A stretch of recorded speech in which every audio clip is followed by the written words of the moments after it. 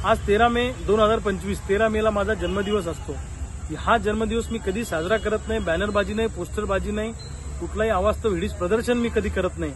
आणि यावेळेस तर शेतकऱ्यांची परिस्थिती एवढी वाईट आहे की रोज 10 शेतकरी आत्महत्या करतायत, जवान आपले शहीद झालेले आहेत, पर्यटकांवर पाकिस्तानच्या दहशतवाद्यांनी गोळीबार करून त्यांना ठार मारलेले आहे। अशा परिस्थितीमध्ये जवानांना, पर्यटकांनाही आदरांजली व्यक्त करण्याच्या भावनेने आणि शेतकऱ्यांप्रती कृतज्ञता व्यक्त करण्याच्या भावनेपोटी मी सकाळी 9 वाजेपासून रात्रीच्या 9 वाजेपर्यंत माझ्या निवासस्थानामध्ये अंगणामध्ये आज 1 दिवसाचं उपोषण करतो आहे। यातून सरकारचं आम्हाला लक्ष वेधायचं आहे। यामध्ये प्रामुख्यानं सरकारनं कर्जमुक्तीचं दिलेलं आश्वासन पाळलं पाहिजे, कर्जमुक्त सरसकट केलं पाहिजे, हक्काचा पीक विमा अनेक शेतकऱ्यांना मिळाला नाही तो पूर्ण मिळाला पाहिजे, नुकसान झालेल्या शेतकऱ्यांना नुकसान भरपाई मिळाली पाहिजे, जंगली जनावरांचा त्रास होतो म्हणून शेतीला मजबूत कंपाऊंड करून मिळालं पाहिजे। या मागण्या, सोयाबीन कापसाला भावफरक मिळाला पाहिजे, ऊसाला एक रकमी FRP मिळाली पाहिजे, दुधाला दर मिळाला पाहिजे, कांद्याला दर मिळाला पाहिजे, या सगळ्या मागण्या घेऊन सरकारचं लक्ष आज आम्हाला वेधायचं आहे।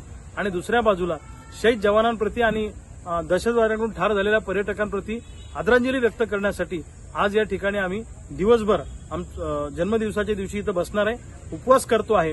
आणि मोठ्या संख्येने शेतकरी या उपवास आंदोलनाला पाठिंबा द्यायला येतात। हे ट्रेलर आहे, पिक्चर अभी बाकी आहे।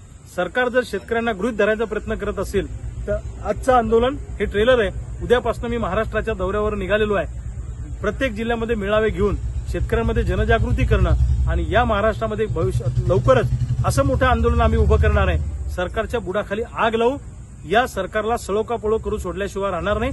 राज्यकर्त्यांना या महाराष्ट्रातला शेतकरी फिरणं मुश्किल करेल अशा पद्धतीचा वणवा आंदोलनाचा या महाराष्ट्रामध्ये आता भविष्य काळामध्ये पेटणार आहे। आणि त्याची आज चुणूक आहे। आज शेतकऱ्यांची बैठक घेऊन त्याचा निर्धार आज या ठिकाणी आम्ही केलेला आहे।